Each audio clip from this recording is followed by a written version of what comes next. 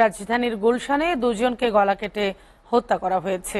108 নম্বর রোডের 21 নম্বর বাড়ির পাশে চায়ের দোকান থেকে তাদের মরদেহ উদ্ধার করে পুলিশ। নিহতরা হলেন চায়ের দোকানের মালিক রফিকুল ইসলাম ও তার কর্মচারী সাব্বির। পুলিশ জানিয়েছে তাদের হত্যা করা হয়েছে। শরীরে একাধিক আঘাতের চিহ্ন রয়েছে। সঞ্জিদা প্রিয়র প্রতিবেদন। রাজধানীর গুলশান 2-এর 108 নম্বর সড়কের 21 নম্বর বাড়ির পাশে একটি খালি প্লটে ছোট চায়ের দোকানটি রফিকুল ইসলামের। সঙ্গে কাজ করতেন সাব্বির নামে এক কর্মচারী। দুর্বৃত্তরা তাদের দুজনকেই গলা কেটে হত্যার পর বাইরে তালা ঝুলিয়ে চলে যায়। গেল বৃহস্পতিবার থেকে রফিকুল ইসলামের সঙ্গে যোগাযোগ করতে পারছিলেন না তার পরিবার। অবশেষে তার ছেলে দোকানে এসে দেখতে পান তালাবদ্ধ। পরে তালা ভেঙে ভেতরে প্রবেশ করে গলাকাটা মরদেহ দেখতে পান। এই ঘটনায় আরেক কর্মচারীকে সন্দেহ করছে তার ছেলে। দেয়াল টপকে আইসা জানালাতে যখন হুকি মারলাম দেখি গন্ধ অনেক, তখন আমি বুঝতে পারলাম যে এরকম কিছু হয়েছে। ওই যে চাদরটা যে বিছানো, চাদরটা এরকম উঁচা ঠালা। তারপর আমি বললাম, ভাই আপনি তালাটা ভাঙেন, আমি একটু দেখবো ভিতরে। তালা ভাঙার পর ভিতরে দেখি দুইটা লাশ, একটা আমার বাবার আর একটা কর্মচারীর। সন্দেহ তো অবশ্যই করতে হবে, এছাড়া তো আমার বাবার তো কোনো শত্রু নাই।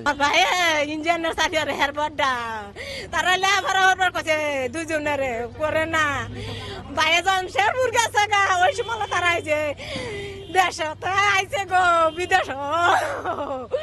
স্থানীয়রা জানান বৃহস্পতিবার রাত 11টায় দোকান বন্ধের পর আর দোকান খুলতে দেখেননি তারা।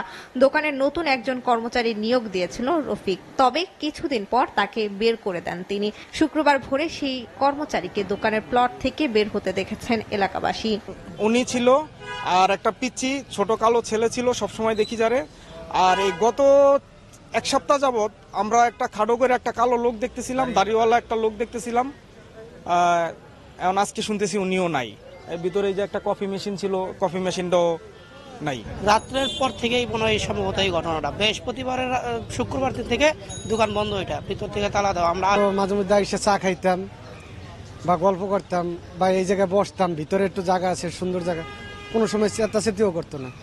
এই রকমের যে দুর্ঘটনাটা হবে কল্পনা করে না এলাকার মানুষ। নতুন যে একটা কর্মচারী নিয়োগ দিয়ে রাখছিল, সে কর্মচারীটা নাকি একটা কফির মেশিন আর কিছু সিগারেটের প্যাকেট আর কি যেন নিয়ে পিকআপ দিয়ে আর কি চলে গেছে। এটি নিশ্চিত হত্যাকাণ্ড উল্লেখ করে পুলিশ জানিয়েছে তার শরীরে একাধিক আঘাতের চিহ্ন রয়েছে।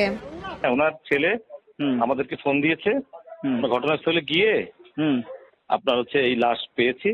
এখানে সিআইডি ক্রাইম সিন আসছে, ডিবি র্যাব সবাই আসছে, এসে আমাদেরকে অ্যাসিস্ট করছে। আমরা এখন জিনিসটা তদন্তাধীন আছে, আমরা চেষ্টা করতেছি এই মূল রহস্য উদ্ঘাটনের জন্য। এটা হত্যাকাণ্ড, কুপিয়ে জখম করে হত্যাকাণ্ড। হত্যায় জড়িতদের দ্রুত আইনের আওতায় আনা হবে জানিয়েছে পুলিশ।